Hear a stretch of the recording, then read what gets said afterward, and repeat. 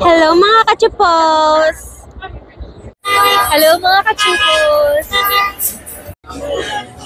Hello mga ka-Truples!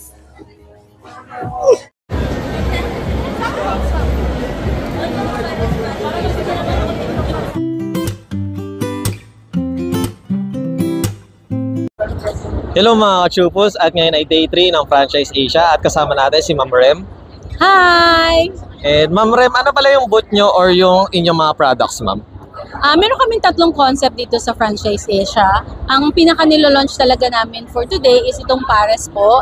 Yan yung first new franchise ng Pares into food cart. Parang ni-level up namin namin yung mga Pares na nakikita natin sa outdoor. And then we also have yung Ching's Fried Noodles, yung isa pa naming brand na food cart. And then meron kami yung aming, kung familiar kayo, yung Remilis Yema Cake. Then Ma'am, syempre nandito tayo sa mga Ma'am, Pares. Ano pala yung pinaka-bestseller nyo na Pares, Ma'am, na ino-order ng mga ibang nakatikim na, Ma'am? Siyempre yung kapares-pares. Yan. Ano yan? Dalawang order ng meal ng pares. Tapos meron siyang fried rice of course. And then meron din siyang toppings na spring onions, roasted garlic, chili oil, and yung aming fried fritters. So kakaiba yung offering namin when it comes sa pares. Then Ma'am, syempre, bakit nyo pala naisipan tong Ma'am, na on-the-go na Pares, Ma'am? Syempre, curious yung iba kasi yung iba, usually pag Pares, uupo na lang or kakain doon sa mismong eto, pwede mo i-take out, ganun, Ma'am. Siguro kasi we reinvented yung pares. We discovered kasi na ang pares kasi nagiging staple food ng Pinoy.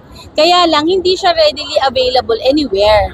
Kung meron man, medyo nasa kalsada. So kung halimbawa ikaw nasa mall or you want something na medyo neat yung presentations, at the same time affordable, so that's why we reinvented yung pares. And we want to give our customers ng bagong experience. In fact, kung matatry natin siya later on, yung aming pares, madadala mo siya anywhere. Kung halimbawa nagmamadali ka, with just one hand, makakain mo siya without sitting on the table. At the same time, may kasama pa yung soup. Imagine, with one hand, you can eat the pares with the soup. Kasi yung packaging namin, meron siyang soup sa ilalim, and then on top, nandun yung rice.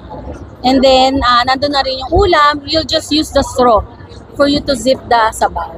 Kasi di ba ang pares masarap, meat and sabaw na mainit, masarap siya na magka-party mo.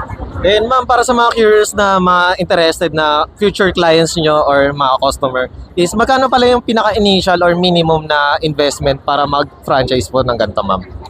For those na gusto mag-business ng franchise, I guess you better grab the opportunity kasi since we are launching the Pares po franchise business, hindi kami nagiging free ngayon yung aming franchise fee.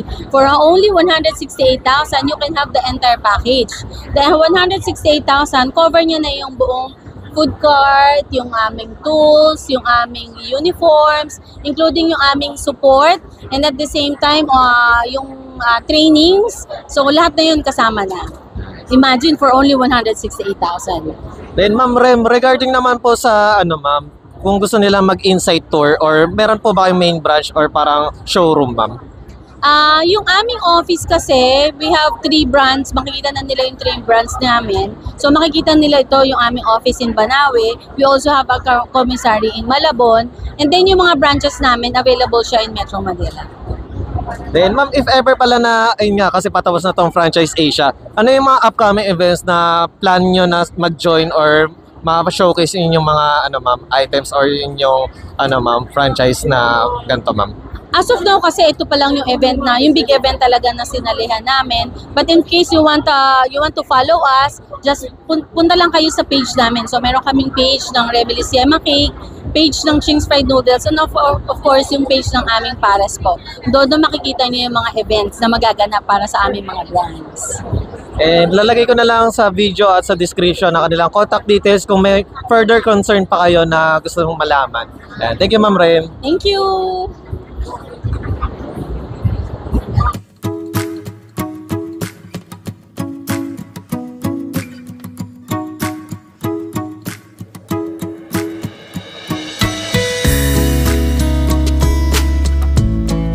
Hello mga ka-Chuples!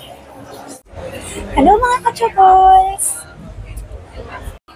Hello mga ka-Jubos! Kamusta kayo? Ito ang LPG swak sa tahanan at negosyo. Kailangan ba lahat kami